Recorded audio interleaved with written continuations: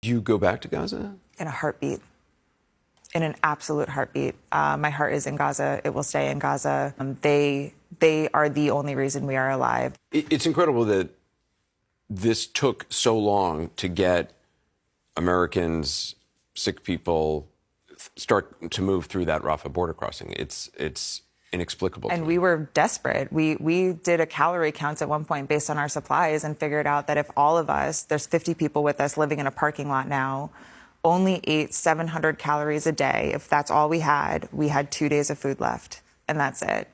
And our national staff took off. We had no cell service at that point, so we had no idea what had happened to them. There's bombs going off all around us because there's no safe place in Gaza. Even getting through that Rafah border crossing, what was that like?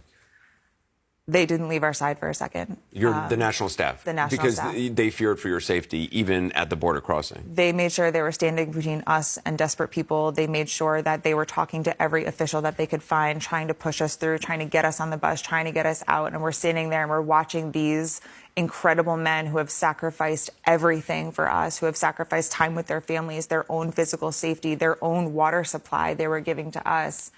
And we're watching them fight to get us across the border, knowing that we were not bringing them with us.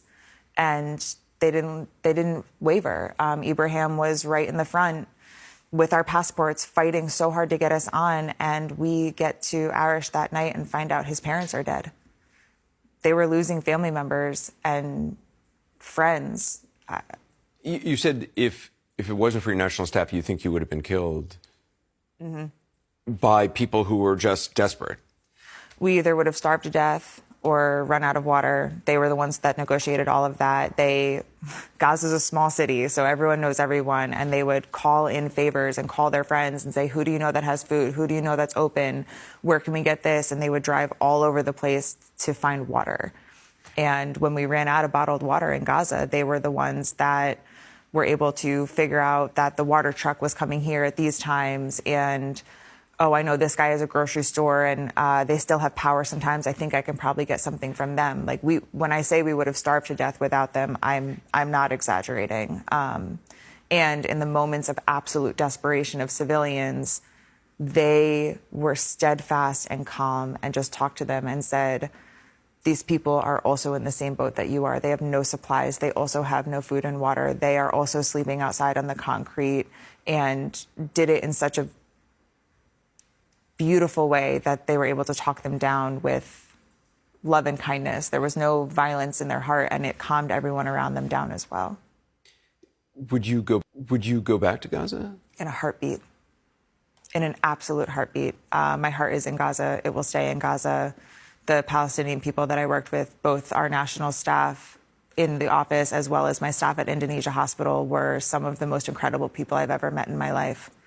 When everything went off and we got the notice to move south of Wadi Gaza, I was texting my nurses at Indonesia Hospital, and I said, we lost a nurse weekend one. He was killed when the ambulance outside the hospital was blown up. And I was texting them when we got the evacuation orders, and I said, did any of you move south? Did any of you get out? Like, are any of you coming down this way? And the only answer I got was, this is our community. This is our family. These are our friends. If they're going to kill us, we're going to die saving as many people as we can.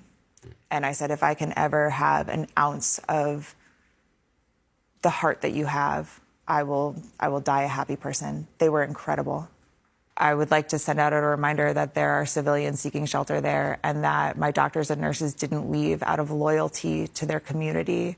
And I know that there is an idea being pushed right now that anyone that stayed behind is going to be considered some kind of a threat. And I want to remind people that the people that stayed behind are heroes. The people that stayed behind they know they're going to die, and they're choosing to stay behind anyway. You're talking about doctors, nurses in the hospital? I wake up every morning and I send out a text message and I ask, are you alive? And every night before I go to sleep, I send another message and says, are you alive? Well, Kelly, thank you so much for your time. Thank you.